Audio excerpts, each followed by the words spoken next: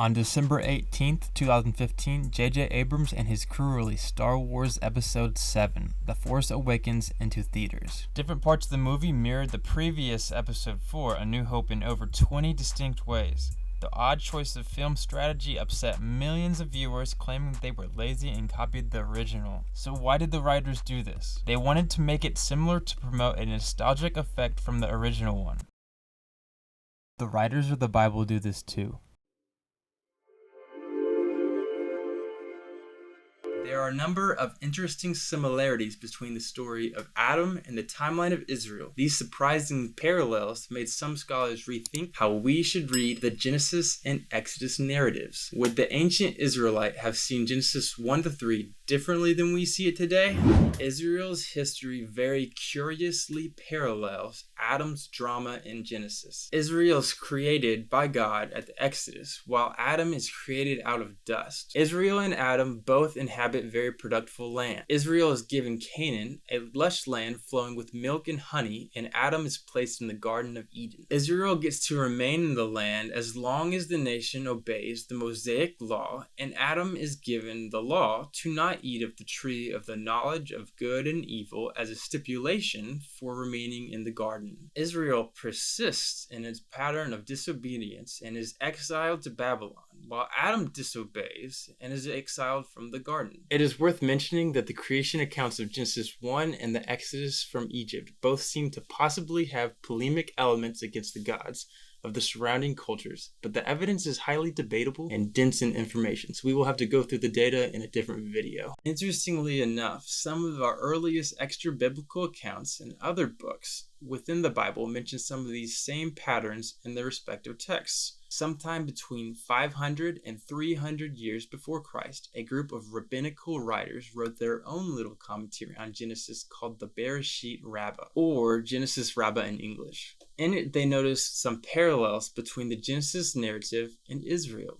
When speaking of the waters being divided by the firmament in Genesis 1:6-9, Genesis Rabbah 5:5 says, "The Holy One, blessed be He, made a stipulation with the sea that it should divide before Israel. Not with the sea alone did God make a stipulation, but with everything which was created in the 6 days of creation. I commanded the sea to divide and the heavens to be silent before Moses." Of course, in Exodus 14:21, it speaks of God separating the sea, which made the sea into dry land, and the water was divided. Sounds a lot like day 3, doesn't it? So in the creation of both Adam and Israel, we see the separating of waters by God to make land. Then in Genesis Rabbah 19:9, the writer quotes from Hosea 6:9, saying, "And Israel transgressed the covenant like Adam. They are like the first man. What of the first man? I brought him into the midst of the Garden of Eden, and I commanded him, and he transgressed the commandment. And I judged him with sending away and casting out.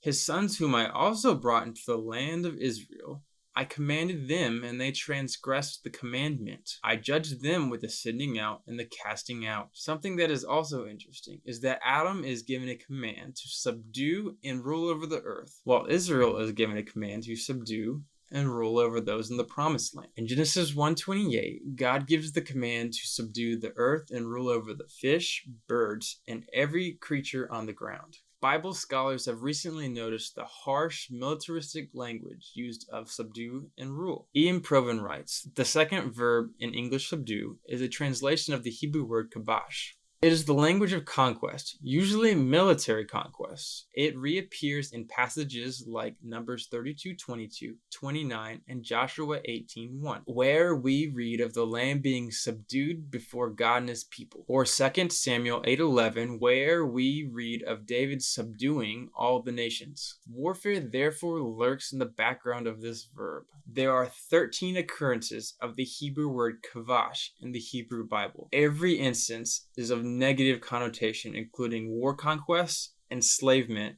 trampling, and even sexual assault. What about to rule? Joshua John Van E writes, "In all of the occurrences of Radah in the Hebrew Old Testament, the one being ruled is under some form of coercion to submit. All of this begs the question, why is there such harsh language in a seemingly innocent creation story? While many evolutionists have attempted to argue the original writer was implying that there was death before the fall, it might make better sense in this context. If God is giving command for man to conquer the land and its inhabitants, it coincides quite well with the Israelite conquest. In day 6 of Genesis 1, Adam, or man, is created. Then if we go to Genesis 2:5, it tells us there are no plants on the earth, or land depending on how it's translated. And then in verse 7, God creates the man. Now, whether you think this is a second creation or not, verse 8 implies that the man was not created in the garden. Now, the Lord God had planted a garden in the east, in Eden, and there he put the man he had formed. Wherever the man was at the point of creation, the garden was east of that. Seth Postell writes, God graciously brings Adam to this special garden from another place. Much the same way, he graciously brings Israel out of Egypt in order to place them in the promised land. See, not only is there a paradise-like feel to the locations, they were both placed there by God and then exiled for not following the rules. Now let's look at some possible explanation. In Seth Postell's book, Adam as Israel, he explains the similarities in that Genesis 1-3 prophetically foreshadows Israel's exile as a result of their failure to keep the Mosaic covenant in order to wed the final form Pentateuch with a prophetic eschatology for why Israel needs to cleanse the land. Seth goes on in saying, thus, Adam's entrance into the garden to conquer the serpent anticipates Israel's entrance into the promised land to conquer the Canaanites. Adam is brought into a good land wherein dwells an evil inhabitant. This inhabitant must be subdued. Later, Israel is brought into a good land wherein evil inhabitants dwell. Israel, like Adam, must subdue them, as we shall see. Adam and Eve's failure to subdue this inhabitant and their fall into temptation foreshadows Israel's eventual failure to totally subdue the Canaanites and their fall into temptation. Postell points to other clues in the Genesis text that suggest the writer intended for a parallel to be made for the serpent of the Genesis 3 and the narrative of the Canaanite. As previously mentioned, Genesis 1:26-29 is God's command to fill the earth and subdue it. 8 chapters later, Genesis 9:1-7 retells Genesis 1:26-29. In Genesis 2, God plants a garden while Noah plants a vineyard. The stories have Adam, Eve, and Noah all partake of the fruit. Adam and Eve to the fruit from the tree of knowledge of good and evil, while Noah drinks wine which is made of grapes. While there are many different interpretations as to what sin Ham committed by uncovering Noah's nakedness, an increasing number of scholars have come to the conclusion that Ham had sexual relations with his own mom, which was Noah's wife, and this explains why Canaan, the son of Ham, was cursed. While I might add, just like the serpent was cursed. Coincidence? I think not!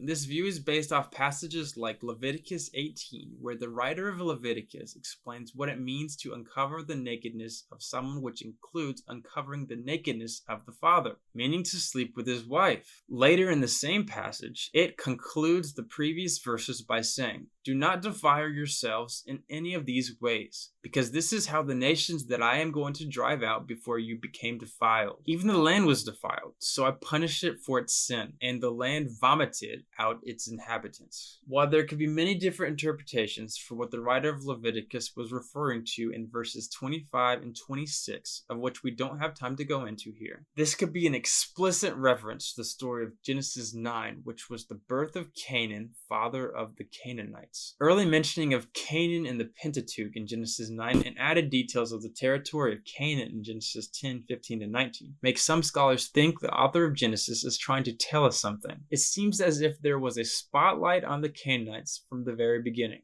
While it does seem odd in our context that such specific details were made as it had no real impact on the Genesis narrative, it is important to note that the entire Table of Nations passage seems to have weird, random details written all over it. Verses 8-12 speak of Nimrod and his conquests, which include Babylon and Assyria. Scholars who think the Torah was written or redacted while Israel was in Babylonian exile point to this passage as a means of helping the readers of Genesis connect the dots to where Israel came from. Postell would see this as a providential foreshadowing of what is to come. While verses 8-12 mention Babylon and verses 15-19 mention Canaan, verses 13 and 14 mention Egypt, who plays a pivotal role during the Exodus. Genesis 10 also coincidentally includes 70 total nations. Genesis. As we all know, the biblical writers love their number 7.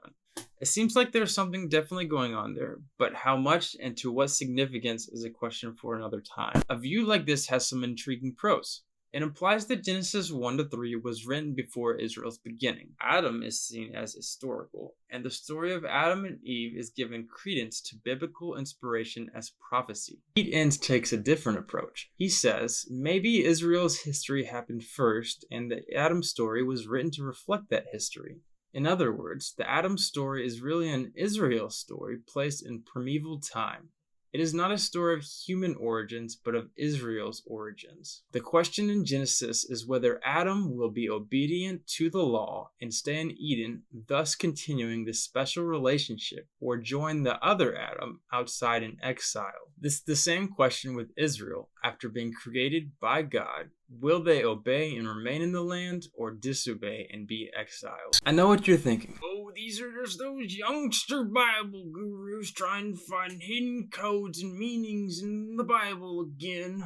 I agree. The Bible is not a hidden code book, and we should be cautious about coming up with things that the ancient Israelite would never have seen. Dr. Michael Heiser frequently says, we need to have the Israelite in our heads as we interpret the Bible. When looking at any passage of Scripture, we need to ask, is this how an ancient Israelite would understand this phrase? Our main goal should be to read the text as an ancient Israelite would read it, rather than a 21st century reader. If Genesis was written for an Israelite in Babylonian exile, he or she would see a story of God's providence and love for God's chosen people, as well as what not to do. If you take a view like John Walton and many others, they also would have seen it as a polemic against the gods they were surrounded by. If we take Seth Postell's view, an Israelite living during the Canaanite conquest might see Genesis as a prophetic foreshadowing of what the Israelites needed to do as they make a way to fulfill God's law in the Promised Land. While I do think there is good reason to say the writers were writing the stories in a stylistic way, it would be mistaken to therefore conclude Adam wasn't a historical figure. Parallelism doesn't in any way necessitate the stories have been made up. It would also be a bit of a jump to conclude Genesis speaking prophetically, as there are many other design patterns in the biblical text, which I will talk about in future videos. It would be a bit weird for this specific pattern to be prophetic when the others obviously aren't. Considering the many different retrojections and Babylonian elements of the Genesis account which wouldn't belong in a text written in 4000 AD,